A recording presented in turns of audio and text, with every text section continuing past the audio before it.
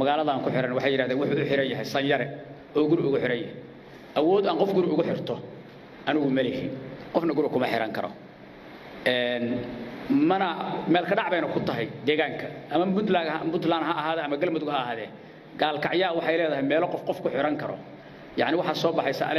alaysa minkum rajulun rashid war wax garta waxay gartaa idinku ma jiraan ma arko qof guri lagu xiran karo waxay yiraahdeen hantidiisii baa la dhacay iyaduna wax kama jiraan hantidiisii iyo baqaaradiisii waa furan yihiin reerkiisii caruurtiisii waa u haya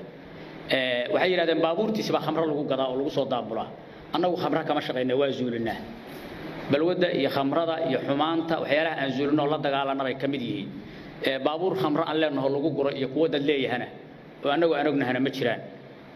waxyaalaha aan la dagaalanayna kamid tahay magaaladan intii aan hadda aan shaqada haynay aanu ka suulinay waad ogtihiin beledka lagu dhaxgadi jiray magaalada tan sanad ka hor khamrada haatana meesha ay ka joogto waa ogtihiin marka waa meel ka dhac degmo iyo deegaan iyo gobol iyo ummadeed iyo qofeed uu jira ninkaas uu xiran yahay maxkamadda markii koobaad baa la keenay waa eedaysana ku eedaysan inuu u xiran yahay uu kamid yahay ururka argagixisada al-shabaab anigu dadka ma xiro laamaha ammaanka xiray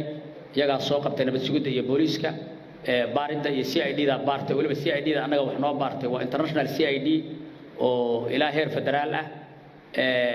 waxa la geeyay maxkamaddii oo xiraalintii iyo laamihii cadaaladda hor jooga waxa halka dadkaas ka sheegay waa kulligeed waa gaf ama deegaankay gaf ku tahay ama anagay gaf nagu tahay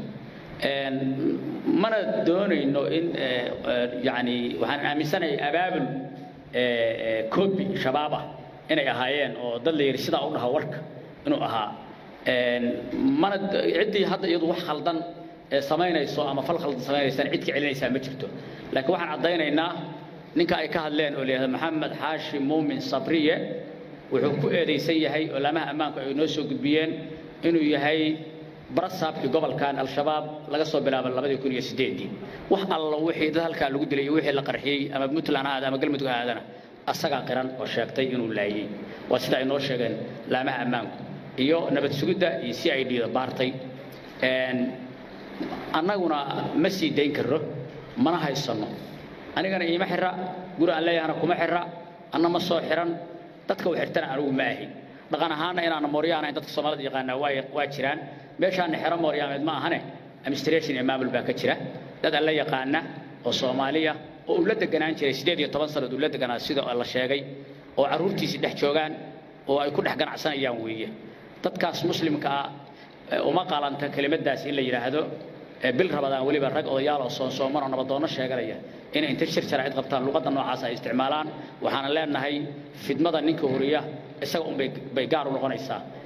yani nabigu wuxuu yiri فتنة نائبة لعنة الله من استيقظ قفك فتنة وأرداء كعية لعلى الديرة يكون عضو تذكر هيران يذكر مدق دنعيهم بوضد ولا أو كلا كرع صدا هيران هل كان يدقيهين بوساس يدقيهين قرو يدقيهين ميل كستي كشقيستان قاعدين كذا يضد كذا وحكم مرة النبض على دينا كمان حيسو ما ده حدا هيران أو إسبيشال قبل نيك اللي يراهدو علي شيء تقدميها قبل كان نمان صاحب الناي وبرلمان كود جريوية ونسنقان وحنا هنا ويقانا ما ده هيران وانا قرريان إرجع سوحان مدي خلت كلا جارسي وأنا أقول يأنت تقان تهنتي إن إلهي وأن سيدي اللي يقول بس أنا النقطة وحنا ربعي شافك النقطة